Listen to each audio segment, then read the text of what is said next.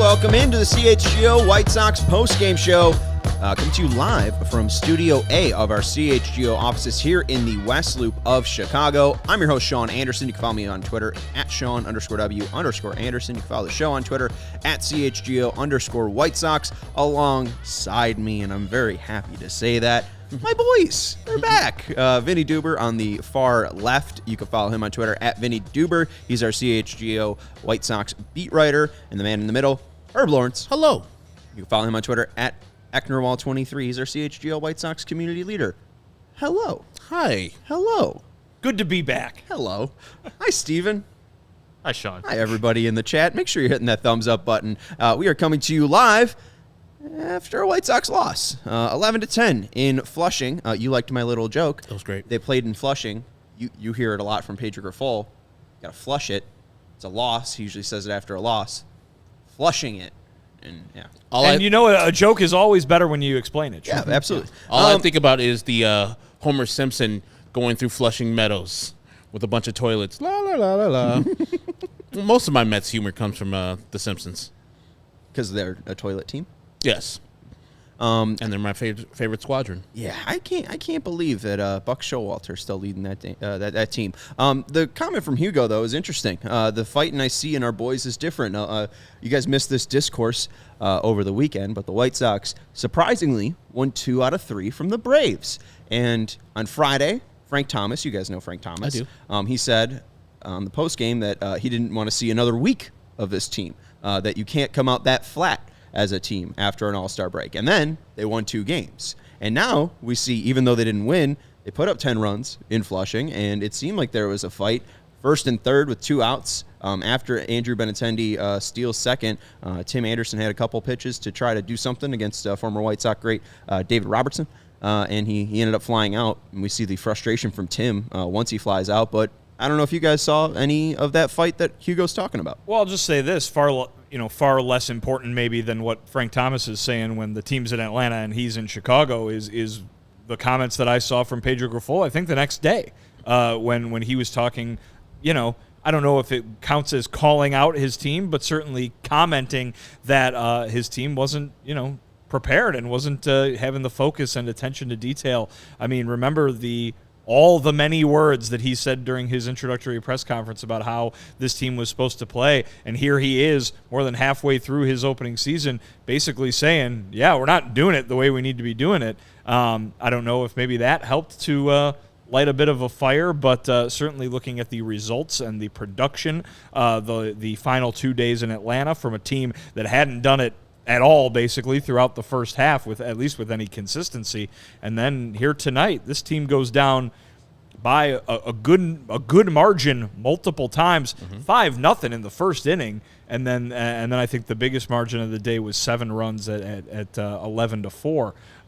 To come back and only lose that game by a run, to have the go-ahead run in scoring position there at the very end. I mean, again, not the kind of thing that we saw with great frequency in the first half, and that's just speaking from a results standpoint. So if there is some stuff going on behind the scenes that are leading to the results of the last 3 games, then maybe the things are a little different here in this very small sample size of the East Coast trip here. As I said, when I was on vacation, I was like, it's better to win than lose, and winning 2 out of 3 versus the Atlanta Braves, a really good team, is a good sign. I don't know if people get frustrated seeing the life from offense right now, like the win on Saturday, the win on Sunday, and then today's 10-run output. You're like, if this would have been earlier in the year, it would have been much better situation for the White Sox, because early in the year we talked about it all the time. The pitching was there. It's been there for most of the year, especially the starting pitching, and the offense really hasn't contributed. Today, Lucas didn't have it, and the offense, you said, okay, we're going to pick you up, Lucas. You gave up a bunch of runs, and you didn't have your game, but we're going to attack these Mets guys and try to get this game back. So, yes, it is very encouraging, even though this season is lost, that these players haven't quit, especially Tim Anderson in particular, because he was stinging the ball. Finally, the Tim Anderson that we expected showed up today. And I didn't see the game necessarily on Sunday, but I heard he had 2 good hits that game too. But he reached base 4 times, and the last out, he missed a hanging slider, but those things are going to happen. But it's encouraging to see that he is starting to sting the ball. Andrew Benintendi's continuing his assault at the leadoff spot. So we see top of the order starts hitting, offense automatically responds to scoring a 10-run thing. But losing a game when you score 10 runs has to hurt. And we'll get more into Tim later, but just to bring this up, Tim today put a slider into play at 99.9 miles per hour. He put 2 fastballs into play, one at 107.6, one at 106.4, and then a sweeper in play at 100.5. So 4 exit velocities of 95 plus, and then obviously popped up a sinker, I think, to end the game, and frustratedly slammed his bat. But still, a good showing from Tim Anderson. And I think the biggest thing that you bring up is, again, it would be nice to see this in April when they were 7-21. Or I know they can't control that because they were trying to do it, but as fans, we're kind of frustrated. It happens in July, and you see the team that was promised offensively now. Yeah, and again, it's been 3 games. They scored 0 runs on Friday, so not good. But we've seen some life, and even beating Spencer Strider on Friday too. And I was bitter about that Friday game, even though they won, because I was like, Saturday. or Saturday. Yeah. It was 6-5, but even in the late ninth, just like the White Sox were threatening to score, the Braves were threatening to score, and that game could have been another loss for the Sox there. So, hey, both sides of the coin here, it could have gone either way for the Sox because they showed that fight, and again, they were in this game. So I do think that you bringing up something, or bringing up earlier, Pedro kind of possibly calling out his team, I think that might be true because, it was about attention to detail, and we heard a lot about that from Rick Hahn, and we saw the clip when Pedro was introduced at Guaranteed Rate Field that we're going to prepare every night to kick your ass. Maybe that is starting to tick off Pedro that, coming out of the All-Star break, you're losing 9-0, and you're not seeing that fire, and, maybe it's his way of calling them out. Could be. But again, too, there is this whole, you used the phrase other side of the coin, right? And there was a comment there, I think it's the one you're showing right now, Steven, that is, perfectly encapsulates kind of the other way to look at this, which is, yeah, nice job by the offense to do what you said, Herb, pick Giolito up and make this a game and almost stage an epic comeback, but you don't win games when your starting pitcher gives up 8 runs and can't finish the 4th inning. And so,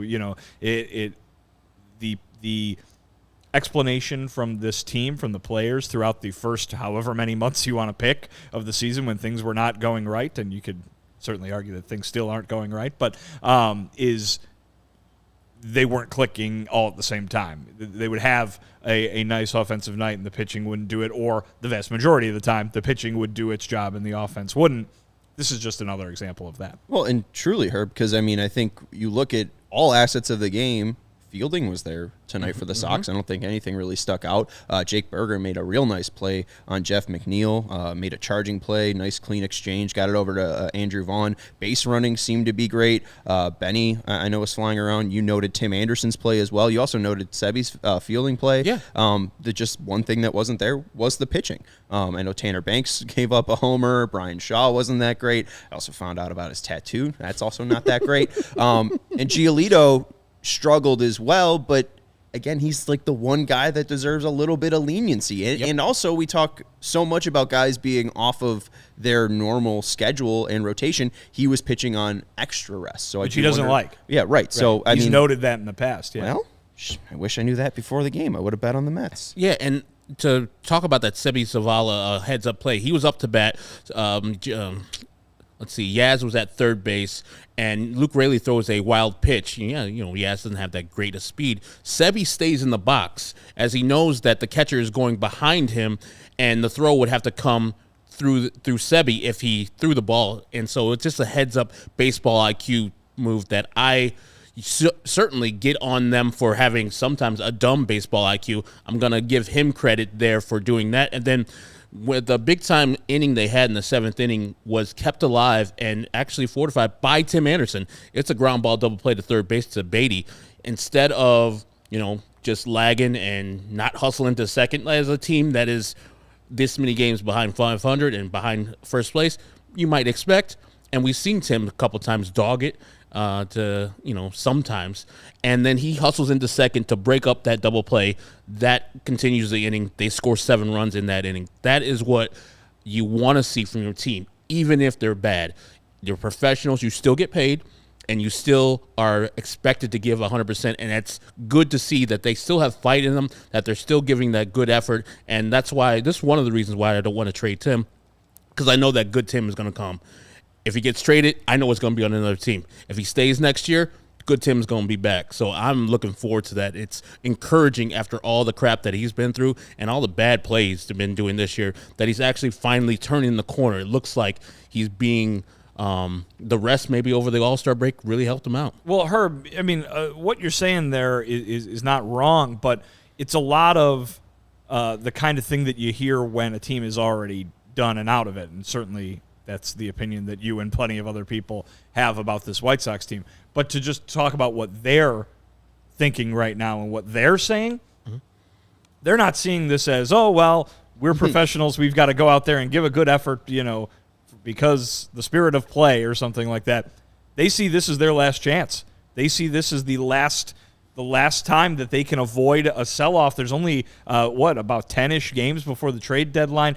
They're seeing this as the, hey, what can we do? What can we finally do? Maybe we procrastinated a bit, but what can we do to stay in this and to avoid this team being kind of, for lack of a better term, dismantled? We'll see if that's exactly how it plays out. But, they've been talking for weeks now about, oh, we've got to put a run together. We've got to give the front office a reason to keep us together. This is like almost mathematically the last chance to do this, not from an elimination standpoint, but just from that trade deadline date coming down the pipe here. Well, and Herb, it seems like you want to talk about Tim Anderson because the last 2 answers you've given have ended on Tim Anderson points. I got a shirt on, too. Oh, there you go. And we got the bobblehead right there. Shout out Foco. Obviously, he played well today, but Vinnie mentions the sell-off and the potential of a sell-off. What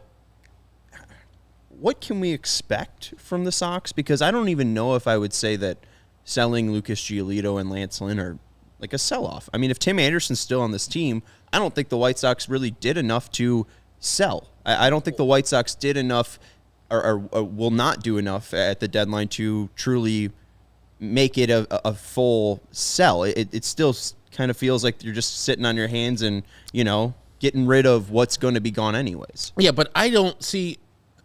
I would put this in a tweet the other day. I know Rick is probably doing the best he can to find offers for these players. If Tim even if Lucas doesn't go, I'm going to be very disappointed if Lucas doesn't go because that, I think, is the right move for the White Sox. But also, I don't want Rick to just be selling just to be selling. Right. On a low level, it's like, I just got to get rid of Lucas Giolito. Here, get out of here. Or I got to get rid of Lance Lynn. Go, get out of here. I want him to get the best deal he can. And if he doesn't feel like he's getting the right offers for the players that he has on the roster, hold them. And then at the press conference when he comes back and say, hey, the offers didn't materialize for the players we think, and we didn't get the value that we wanted. I'm not just here to supplement other teams and them throwing garbage at me. I want them to give me actual value for my players. And Lance Lynn, while the numbers are not great, is a valuable starting pitcher, as you've seen what he's done lately. They're losing him next year. I mean, I doubt they're going to pick up that $18 million club option. But just don't trade him just to get rid of him. That's what I want Rick on. And I know the professional that he is not going to do that. And I know we've been disappointed with his last couple trade deadlines where he really didn't do a lot. But I would rather him be on the side of caution than on the side of everybody must go. I don't care. This team is over. We're going to rebuild. Yeah, I think, Sean, that in your question is a second question, which is what are they trying to accomplish? And if you're looking at it through just the strict lens of selling at the deadline means tearing everything completely down, those are two different things. You can sell at the deadline without tearing everything down. Now, if you have the thought that you want them to tear everything down and they only quote unquote sell Lucas or Lance or here and there, you're saying, well, was it really a sell? It was a sell. It wasn't a complete teardown that's being executed in a week and a half. I guess what defines the teardown, though? What defines that point? If Lucas goes and Lance goes, is that just selling because they are assets that are likely gone after this year? I mean, you bring up the Lucas point. If Lucas Giolito is still on this team after the deadline, I think Rick Hahn completely fucked up because there's been reports from Bob Nightingale since May that they'd be trading him if they were out of the race at the deadline. I mean, this has been something that, has been turning, I think, probably for a while, at least in Rick Hahn's head, that Lucas would be on the move, and it seems like Lucas is understanding that it's highly possible that he'll get dealt. So, if Lucas goes, I'm not really surprised. If Lance goes, I'm not really surprised as well. But is tearing it down meaning trading Tim? I mean, tearing it down means trading everybody. Mm-hmm. And this is, A, not the only opportunity to do that with guys who continue to be under team control. But, B, maybe that's not what the White Sox are trying to do. Maybe a complete teardown is not the direction that they have in mind here. A complete teardown probably means that they're not competitive next year and maybe the year after that. I mean, this is a team that is built for so long. Everybody has their own opinion on how well, but has spent so much time building for now. And to go ahead and just, even with a lot of these guys still under contract, to say, no, we need to start over from square one again, that's a massive undertaking that is not going to be done in a week and a half before the trade deadline. And I don't know if Rick or Kenny or Jerry, how they feel about quote unquote a rebuild. And as Alex Rude points out, the CBA kind of makes it hard to do a rebuild, as you can't, as the White Sox are in a good market, you can't do the top 10 markets or top 10 pick in consecutive years. I think that if Rick tears this down with Lucas, Lance, relievers, etc., I don't know if Jerry's going to allow another rebuild, and I'll put those in quotes. So I don't know what Rick's mindset is. If he's thinking, okay, I don't need to tear this down because I need to compete next year, because Jerry probably won't want to see 3-4 more years of rebuilding this team, and he probably won't let me do it if I was to trade everybody away. Or Herb, maybe he thinks that they can compete next year. Yeah. They have not given any indication that they don't believe in these players that they've believed in for the last 4 or 5 years. Do you think he'll get false hope or hope from this offensive output they've had lately? It's 3 games. Mm-hmm. This is 3 games. But you're seeing Tim go off, and I could see somebody. It's like, well, we got the real Tim. Let's go back in 2024 and see if we can have the real Tim with the real Andrew Benintendi and build this right back up with Luis Roberts still there, Eloy Jimenez hopefully healthy, and then Yoan Moncada and Jake Berger. So I guess what I was trying to figure out, though, is what players leaving specifically would signify the White Sox are rebuilding. Again, because it seems clear that the White Sox would just be sellers if Lucas and Lance go out the door. But, if Tim Anderson leaves this team at the deadline, that means the White Sox are rebuilding. Correct. I don't know. For me, yes. I like that answer. Yes. I don't know. Correct.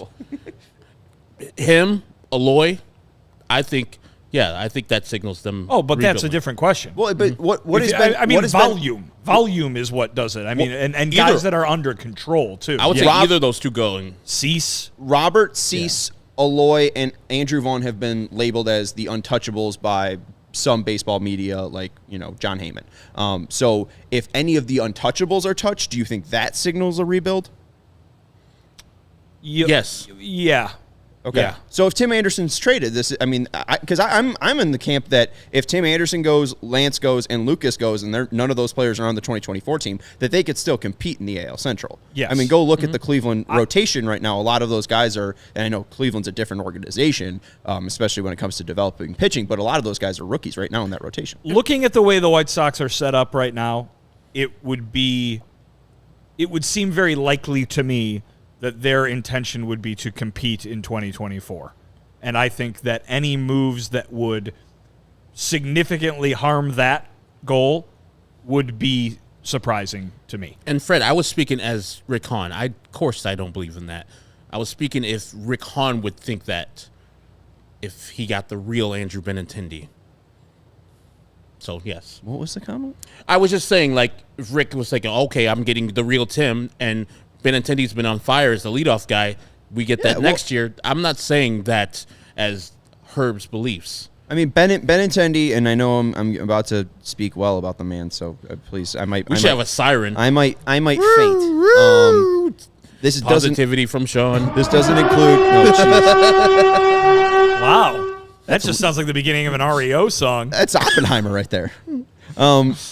So this doesn't include today's game, but since June 1st, 41 hits, 9 doubles, a 325 batting average, 394 on base, 421 slugging, 815 OPS. I especially like that slugging near 425. That's his career average. I mean, that's the biggest thing that I've said about him is that, and the reason why I've been bagging on him is just that he's been worse than his career average. If he's going to be his career average, he's a fine player. I mean, he's like the White Sox didn't, I think they overpaid a little, like, on what the market was expecting or like what some projections have it, but I think it was like the projection was like 71 million. So like what, they overpaid by 4 million a little bit. Like if he is the career player that he was in Boston, he's not a bad left fielder. He's fine. Like he's not going anywhere. I wanted somebody to hit home runs. He doesn't do that. And he's not going anywhere. Right. No, but like, I mean, I think that if Tim Anderson was Tim Anderson and Benintendi was Benintendi for the first 2 months, this team would look a hell of a lot different. Absolutely. I agree with you. And I'm saying that as the Benintendi hater. Well, and I don't think only that, but like, respectfully. like you, the way that you voiced that right there shows that it's obvious that could happen. That possibility does exist. And so that's why I say that it does look so likely that 2024 is going to be a year in which they attempt to compete with a lot of the guys that they currently have now. And I know that's what we've been saying for 2 years now, but it would look that way. I mean, come on. You've got Robert and Eloy under control as long as you do. You've got Benintendi under control as long as you do. Vaughn, Berger, they're not going anywhere. And we've talked about the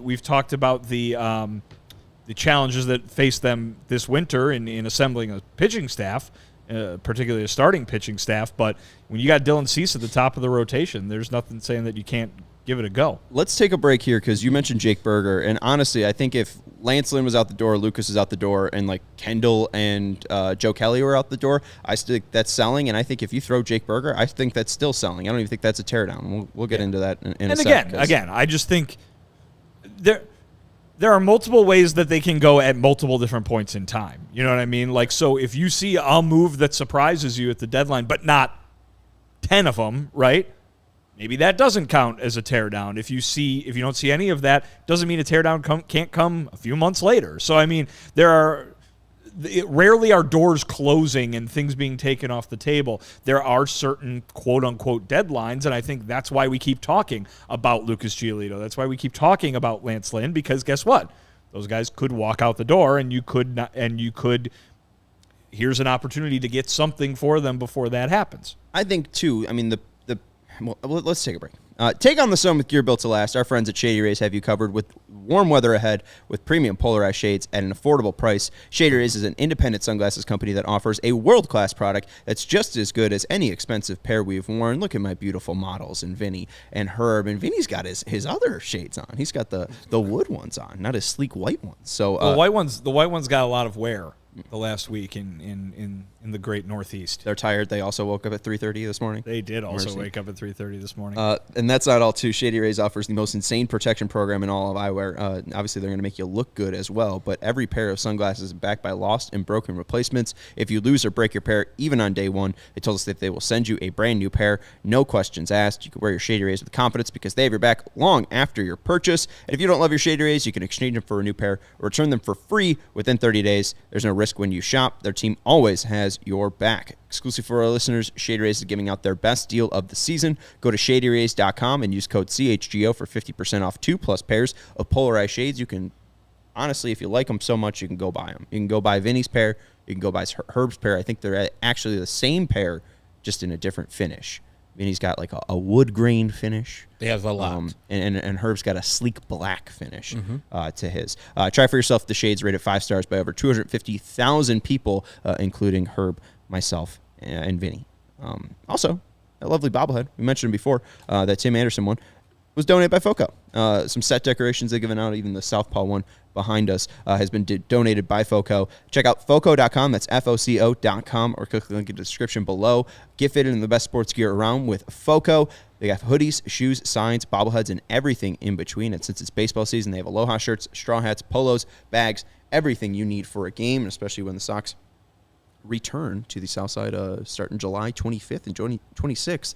So head out to the ballpark in your FOCO gear. Check out FOCO.com, FOCO.com, or click the link in the description below for all non-presale items. Use the promo code CHGO for 10% off. Again, FOCO.com. Use the promo code CHGO for 10% off all non-presale items. All right, Jake Berger. I wouldn't be surprised if he goes, just because you look at the 2024 team and you look at people who might not be leaving. Yohan Moncada seems to be in that camp. I'd be very surprised if they moved Yohan Moncada, but, I mean, you mentioned surprise moves. I think Jake Berger could be a surprising move to some because, again, his performance has been fantastic on this team, but he didn't make the opening day roster. I mean, are the Sox sure and certain that there's a place for Jake Berger on the roster in 2024 if Yohan Moncada's on the team, Andrew Vaughn's on the team, and Eloy Jimenez are on the team? Yeah, I mean, I think the odds would maybe be going against him being an everyday guy if all those other guys are healthy. And so certainly you could say, well, maybe there's a player to be had who can more easily fit into that puzzle in the long term. That being said, Jake Berger, fantastic night tonight, by the way. What are his other numbers outside of the power numbers? And you look at that, and if a team is going to trade for him, it's probably going to be a contender who's looking for some pop off the bench, or maybe to acquire him as a part-time player. If that's what you're doing, what are you giving up for that guy, right? And so the White Sox trading Jake Berger just because they don't have anywhere to put him, what does it net you back? It nets, and because here's a guy who's already producing. Maybe at some point you just got to look up and say, hey, that guy's hitting home runs.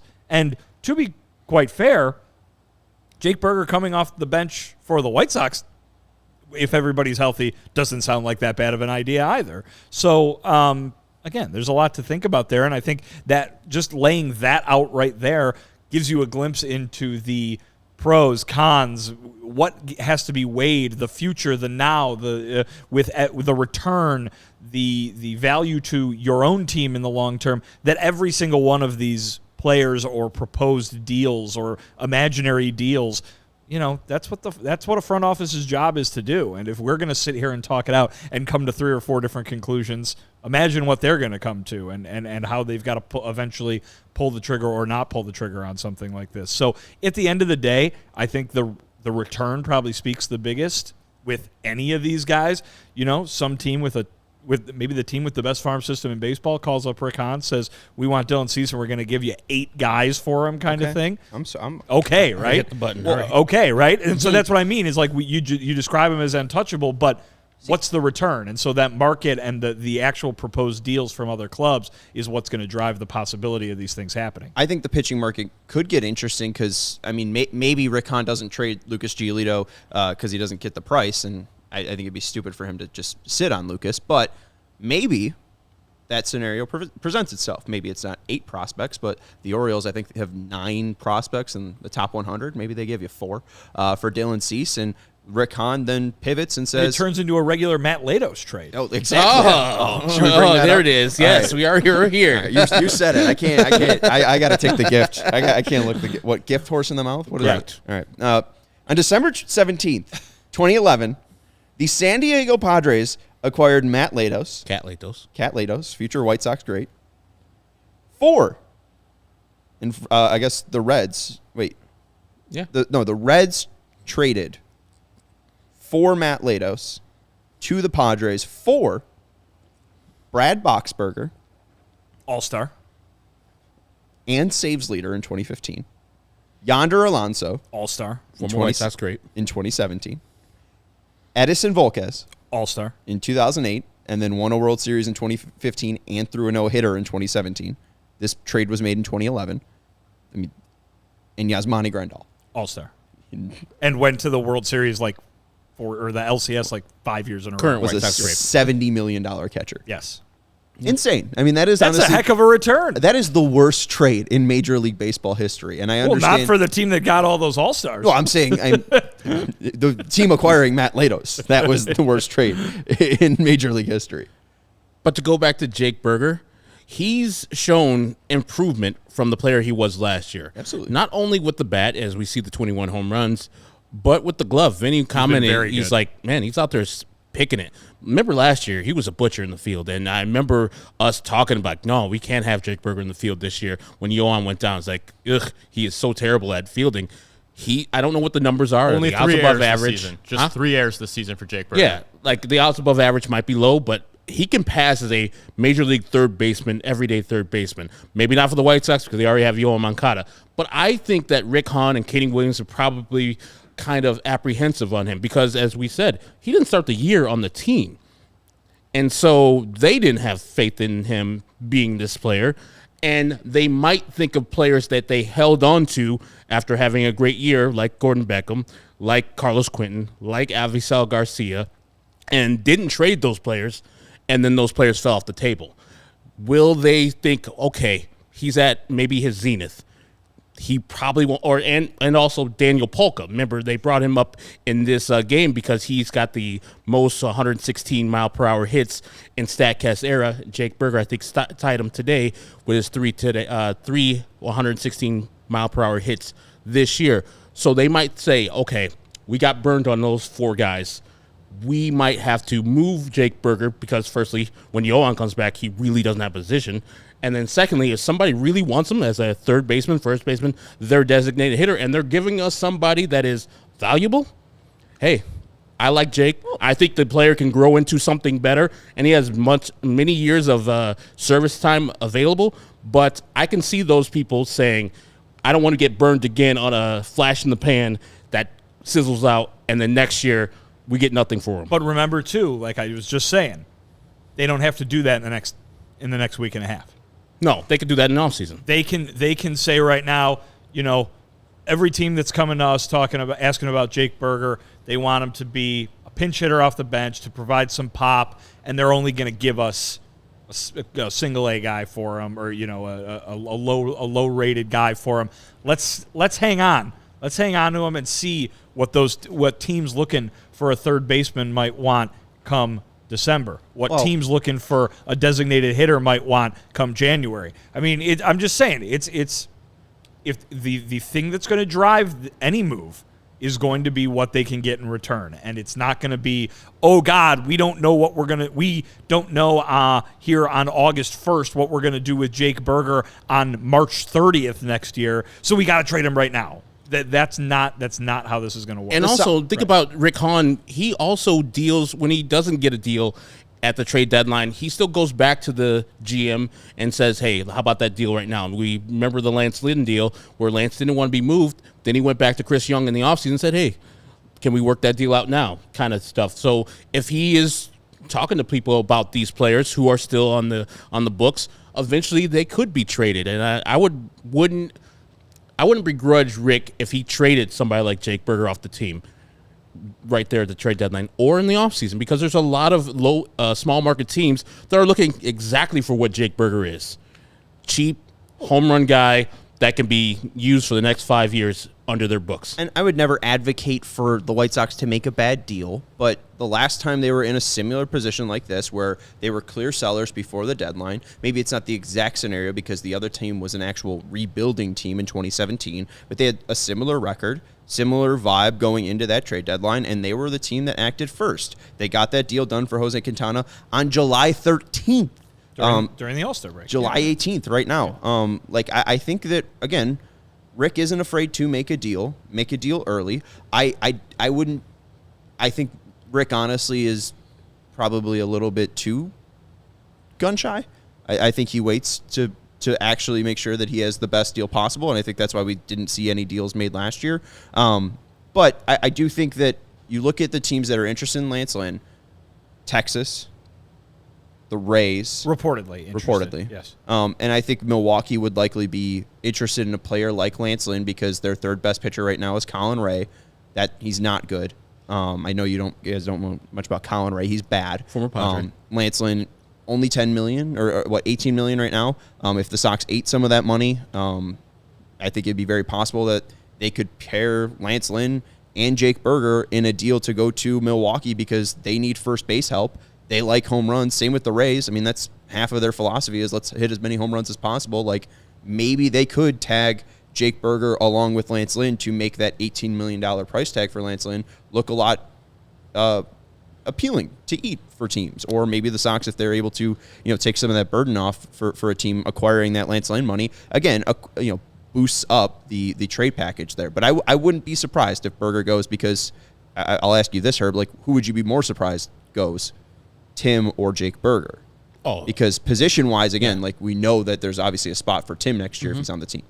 I would be 100% surprised if Tim left because he's not at his peak right now. You're not getting good Tim. You're not getting good value for Tim. But to be fair, the giddiness coming from this side of the room about Tim Anderson's past couple of games is a little palpable. And John Greenberg tweeted out, TA hit his first double tonight since June 9th. In 107 plate appearances from June 10th to July 26th, he had 15 hits, 14 of which were singles. And it's not very good. No. And he said if he ran a team, he tried to steal Tim Anderson right now. Yes. He could hit down the stretch somewhere and he'll bounce back next year. I doubt the Sox would bite, but you never know. I think the Sox should bite. And again, like we've talked about all the reasons why a team should acquire Tim Anderson. We've been talking about this for the past 3 months. Like, again, go look at what he does when the lights are bright. Yeah. Field of Dreams, the postseason. I mean, the guy hits like 400 in the postseason. And again, you have the ability to control Tim Anderson next year. We brought this up yesterday. The Dodgers don't have a shortstop right now. They kind of have Chris Taylor. Miguel Vargas is now down to AAA. Like, the Dodgers wouldn't be able to take on Tim Anderson's money and then be able to look at a former batting champ, former All-Star, and be like, we can only have that player for $12 million next year. Like, again, there are a lot of smart organizations that I could see the value in Tim Anderson. Yes, he has a weighted runs created plus worse than Brandon Crawford right now. Would you rather have Brandon Crawford or Tim Anderson on a playoff team? Yeah, but and don't get me wrong, people. If they come correct with a deal, I'm hitting the button on Tim Anderson because as we were discussing during the game, I don't believe the White Sox are going to offer Tim Anderson, or at least Tim Anderson's not going to sign a long-term extension with the White Sox. I think he will be gone after his contract runs up here with the White Sox. So if they come correct with the deal, and if it's the Dodgers, hell yeah, I'm hitting the button. I'm doing that. But I don't know if teams are going to do that because maybe they say, hey, you don't have a good player there. He is a 50 weighted runs created plus. He's one of the worst players in baseball this year. We're going to go on that, not the starting shortstop for the All-Star team in 2022. If they come correct for that, buy Tim. Buy. This is a bad team. Why would you keep him? Exactly. I'm not keeping him just because he's TA and I like the player. But if the White Sox are operating on the notion like we got to get rid of this player and get whatever we want for him or get somewhere close to value, I don't like that because we can see this is going to come and this player is going to be good. Like you said, his postseason start was 9 for 9. That's brilliant. And he shows up in the postseason. Somebody can say, yeah, the White Sox are just not doing it for him.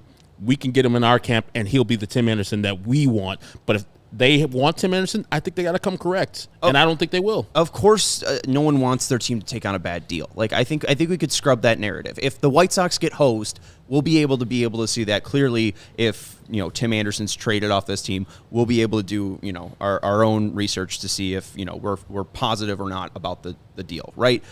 We don't want the White Sox to get hosed, but I think the only way the White Sox make a deal in bad faith is if they are looking to dump salary and not have salary on the 2024 team. We know that their attendance has been down significantly compared to a lot of major league teams, so maybe there is that direction. If that's their direction, if that's the reason why Tim Anderson's leaving, then yes, the White Sox are making a deal for the wrong reason. But if a team and a bidding war is driven up for Tim Anderson and Rick Hahn takes the best deal on the table, I think that is what a selling team should do. Like, of course, you you might get frustrated at the return because Tim Anderson means so much. He has so many moments as the White Sox guy. But again, they're sellers, and I think that don't get screwed on a deal, but do your best to get the best price. Like of course, but if that price is good enough, I am absolutely hitting that button. The White Sox should absolutely hit that Tim Anderson button because it's not a rebuild if you get rid of Tim Anderson. It's what it comes down to, weighing the value. What is more valuable to the White Sox in 2024 and beyond? Is it what you get for Tim Anderson? Is the package that good that that's going to boost the team moving forward? Or is it having Tim Anderson as the starting shortstop in 2024 at, as you bring up, the price? Because Tim Anderson at the height of his power, right, is a phenomenal deal for what his salary is. Correct. And so, if you can get that guy as your starting shortstop in 2024 with an eye on competing in 2024, then that's pretty valuable. Or do you think that the long-term, to use Rick Hahn's phrasing, long-term health of the organization is better with the package that you are presented with from a team that wants to trade for Tim Anderson? And we don't know what those packages are. We can sit here and guess. And, Sean, you are simultaneously listing all the reasons why that package should be good, right? Why other teams should want Tim Anderson, while also saying, the White Sox will be fine without him, or could be fine without him, right? And so those are two contrasting ideas, in my opinion, and you need to weigh what is going to be better for the White Sox in 2024 and beyond. And again, there are so many possibilities because we don't even know what the established direction of this team is right now, right? The last time Rick Hahn talked, he didn't want to talk about that in public out of deference to the players who are trying to put some wins together. But what is that stated direction going to be? What are they going to be trying to do in 2024 and 2025 and 2026? Because 2023 doesn't look like it's happening. So if the idea is we're going to go for it in 2024, and again, it's not binary. Going for it doesn't mean you have to, spend $250 million like the Mets did, to great effect, obviously, or nor does being a seller come with some sort of major league imposed rule where you have to make this many trades and have this many players leave the roster. So there's a lot that can happen, and there's a very good chance that the White Sox see having an quote-unquote affordable Tim Anderson as their shortstop in 2024 is the most valuable thing for what they're trying to do. And the White Sox haven't been in this scenario in a while where they're actually like 100% they are sellers. Right. That hasn't been a couple years. So,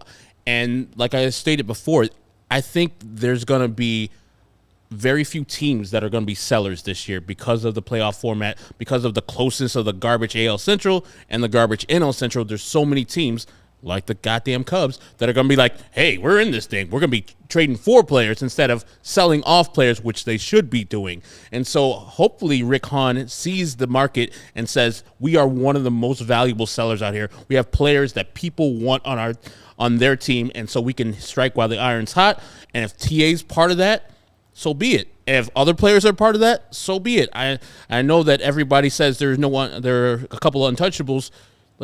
Like Vinnie said, if somebody gives you 4 or 5 top 100 players, it's been real, Dylan Cease.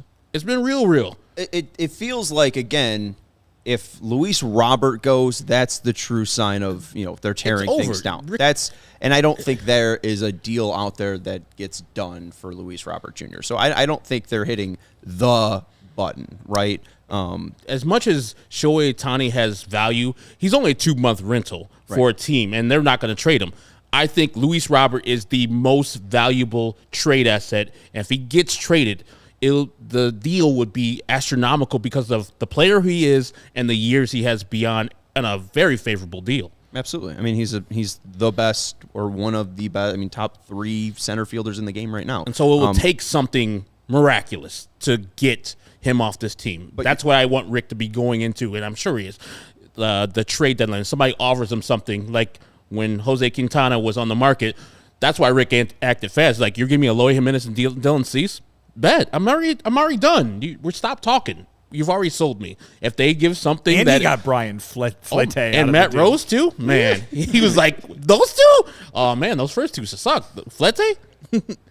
But yeah, he should be operating in that way where he's selling everything, but also looking out for the team's future and not getting hosed at all. Not selling for pennies on the dollar or anything less than he thinks these players are worth. And to bring up the seller's point, and just, we kind of talked about this yesterday when you guys weren't here. You even look at the league standings, the team that we just played, the Mets, they're 44-50.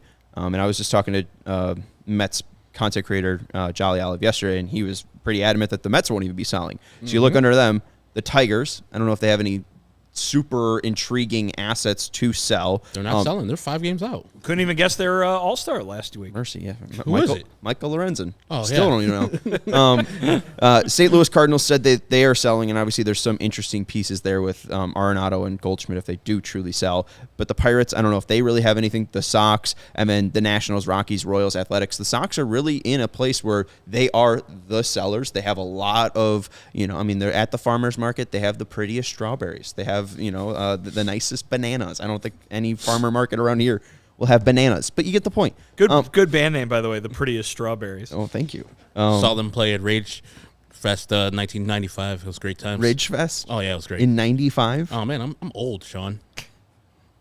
Mercy. I didn't even go to Ridge Fest when I lived over there. Very bold of you to go to Chicago Ridge. Yeah. It's Jason Aldean territory. Mercy. All right, let's take a break. Look at you, topical. What are you? Look at you out here, topical. Oh, what are you sipping, Herb? I'm sipping some delicious 312 from our folks at Goose Island. Mercy.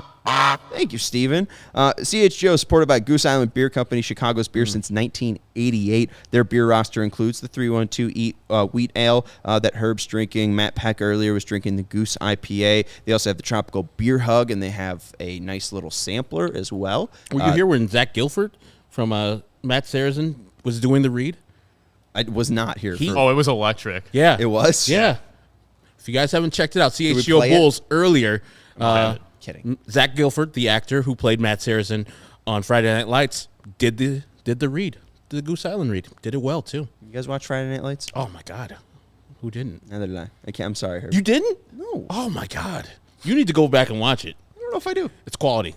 They had the same problem that we're going through right now. They had a writer's strike in the middle of their whole thing, and season 3 sucked. It sucked ass. I know about Landry killed a dude for no reason. I know about Riggins. I know Yeah. about Coach.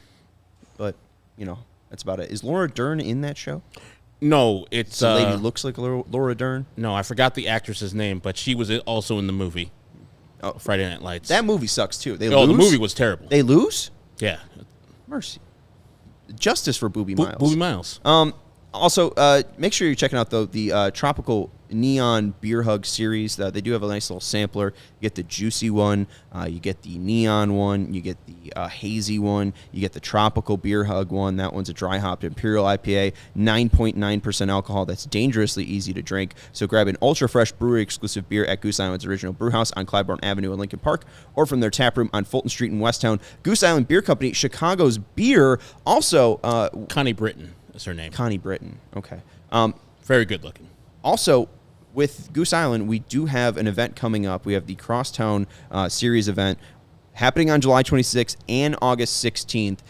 July 26th, there are about 5 tickets left, we were just told by management. And we do have a little bit of a little competition with the Cubs thing. I think if we sell those 5 tickets, we win the competition, just for being such diehards and being so cool and being such amazing Sox fans.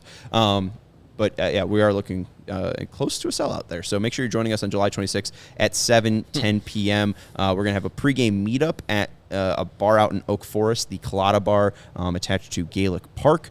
There will be transportation there. Buy your tickets at allchgo.com, and diehards get 20% discount as well. So we'd love to see you. You also get a choice of your shirt out of there too, but you get transportation to and from the bar, game ticket to get into Cubs socks, and a t-shirt as well. And you get to hang out with us. Not Vinnie though, because he's working, because he's a good professional adult.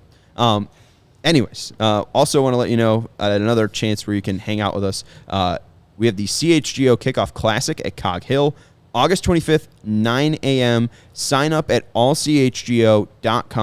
When you do sign up and buy tickets, we got 18 holes with a cart and an exclusive CHGO and Pins and Aces polo for all players. You can see that in the bottom left. If you're listening on the podcast, you cannot. They also have hole contests, giveaways and we'll have giveaways and prizes, and there'll be lunch, drinks, and a ceremony after the round, and diehards do get a discount as well. And if you are looking to become a diehard, sign up at allchgo.com. You get a free shirt when you become a member, 20% off to events like the CHGO Kickoff Classic, the Crosstown one. You also get access to our members-only Discord as well, the CHGO Lounge. So we'd love to see you on either August 25th.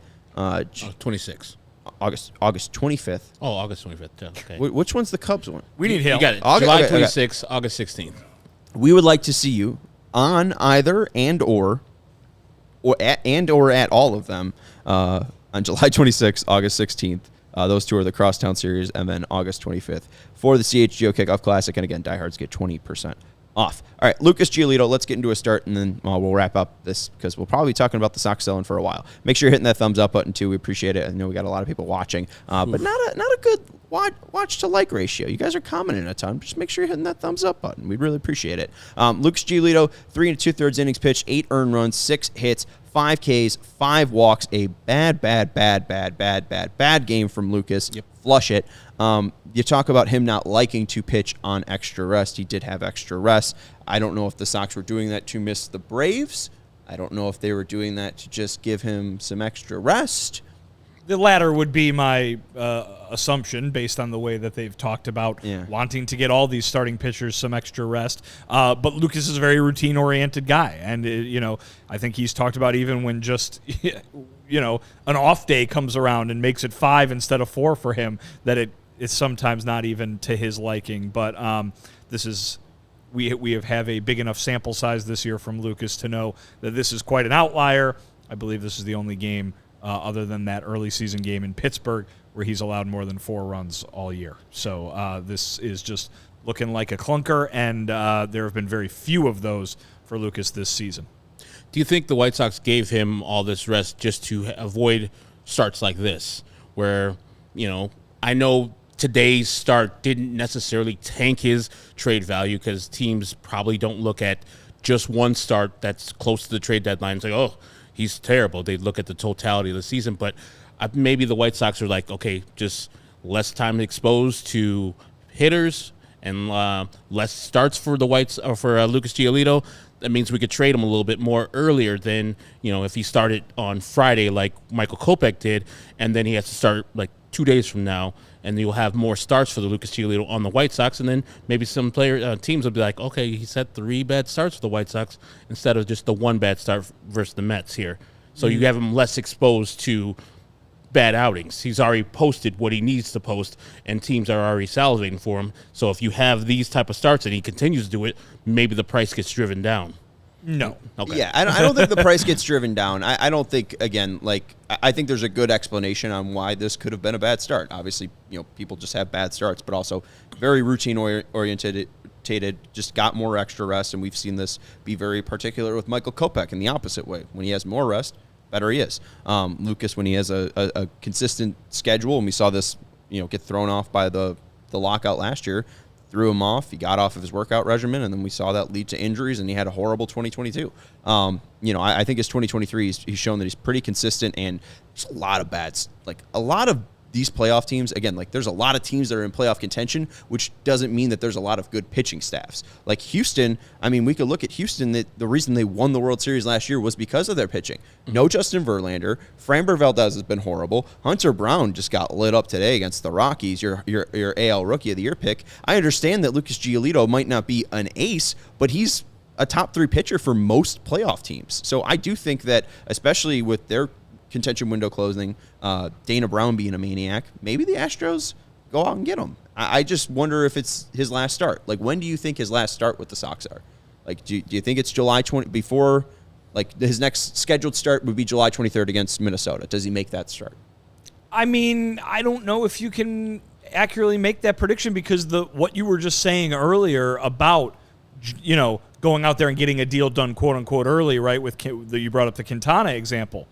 That's surprising, right? When you see any team do that, you're like, oh, because, we're used to kind of the old school trade deadline day where it's like, all right, maybe you'll get one big move 2 days before, one or two big moves the day before, and then there's a whole bunch of moves within 5 minutes of the deadline happening.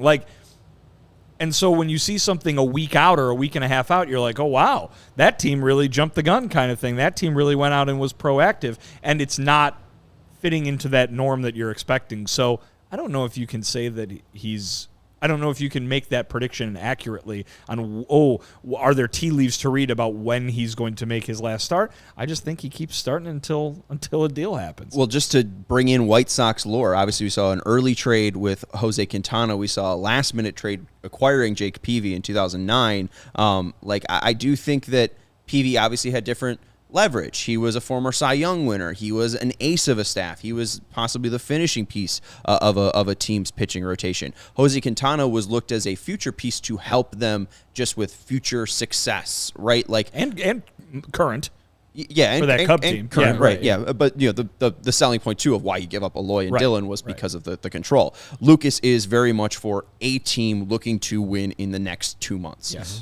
So I do think that's why I think of Philly, because Dave Dombrowski is consistently always made moves. He's never sitting on his hands. I think of the Astros too, just because Jim Crane wants to win. That's what he always does. The Dodgers obviously make sense because they have so many prospects and the connection to LA with Lucas, and they just have so many pitching injuries as well. Be nice to have a starter. I do think that it is just dependent on one of those teams truly being brave enough to say, we're ready to go all in and just make that deal. Right. Because I don't again, Rick Hahn has been very thoughtful on having Lucas Giolito as a trade option in his mind. I would be surprised. I wouldn't be surprised if he was traded, 5 days before the deadline. I feel like it's going to be a pre-deadline day move for Lucas. So I just feel to be on edge. But like you said earlier, though, the White Sox are in the driver's seat. So there's no reason for Rick to jump the gun unless the deal is premium. So he'll have these teams bidding over themselves. You just named 4 teams there where Lucas could possibly go. And I don't think he's going to be eager to move these guys because, probably likes the player. He probably says, hey, if you don't come to me, we still can offer him a qualifying offer. And if he doesn't sign that, we'll get a compensatory pick, which isn't, great. But if you're not going to give me the players I want, we can always just hold on to Lucas. And that's what I hope he goes into the mindset. We don't need to trade him. We don't want to trade him. But if he needs to go, he needs to go. I think they'll hold up to him until the August 1st deadline and then move him. Maybe we need to have Ryan Herrera in here because Stroman's the other big acquisition at the deadline for starting pitchers. We'll end here and then we'll obviously talk more about the Sox. We'll have a post game tomorrow and on Thursday where Jose Quintana will make his Mets debut, former White Sox friend, nice. And he'll be a great Immaculate Grid ad for White Sox and Mets. But with the way, the one thing that I would say with your point, maybe they do wait as long as possible, but if a team goes out and gets Stroman first, that likely takes off some team. The White Sox would trade Lucas Giolito too. But it makes the other teams more desperate. Exactly. That's true. And also the White Sox do have the benefit of having that qualifying offer. That does make Lucas Giolito a more interesting trade target because Stroman, no matter what's going to be a free agent. So maybe that is the leverage that keeps the White Sox holding on to Lucas Giolito until that August 1st deadline day, and it does become a last-minute trade deadline deal where, you're just trying to get the team to pile in as many prospects as possible. But, I have a worry that, again, you'll blow it. Just get him off the damn team. But the last thing I'll say about Stroman, the Cubs might fool themselves into thinking that they're in the division hunt, and they might keep him. Scoring 17 runs today, I know it's a bad Nationals team, they might say, hey, we can get there because they're playing the Nationals again tomorrow, and I think they play the Cardinals this weekend, who are bad too. So they could fool themselves after a 5-game winning streak, hey, we're right here. We're keeping Marcus Stroman. And then Lucas Giolito comes to the top of the starting pitching free agent or trade deadline acquisitions. Wait and see. That's the game we're playing. Donnie the Brewers. Come on now. We will see you tomorrow after the Sox and Mets take on each other for Game 2. I closed my laptop thinking I knew the pitching matchup tomorrow. Do we know the pitching matchup? I know Toussaint for the White Toussaint. Sox. Yeah. Thank God, Tukey Toussaint will take the bump. And Justin Verlander. Have you ever heard of Justin Verlander? I have. Some smart person picked him to win the Cy Young before the last season started. We all laughed at you. We're like, hilarious, Vinny. Ridiculous. He just had the Tommy John. He's not going to win the Cy Young. You had the Tommy John. Yeah. Did. Grandpa Herb coming back out here. And I wrote that on the Facebook. On my iPad.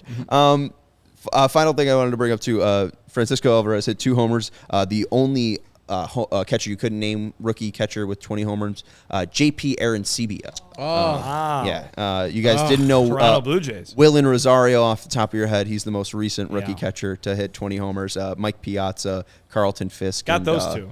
And Gio Soto. You got You got Gio the 2 Soto Hall as of well. Famers and Giovanni Soto. Francisco Alvarez looking to join those 5 with another homer. That's going to do it. That's Vinnie Duber. You can follow him on Twitter at Vinnie Duber. He's our CHGO White Sox beat writer. That's Herb Lawrence. You can follow him on Twitter at Ecknerwall23. He's our CHGO White Sox community leader. I'm Sean Anderson. You can follow me on Twitter at Sean_W_Anderson. Thank you to everybody for hanging out with us in the chat. Make sure you're hitting that thumbs up button on your way out. We appreciate you, and we will talk to you tomorrow after the Sox take on the Mets. Bye.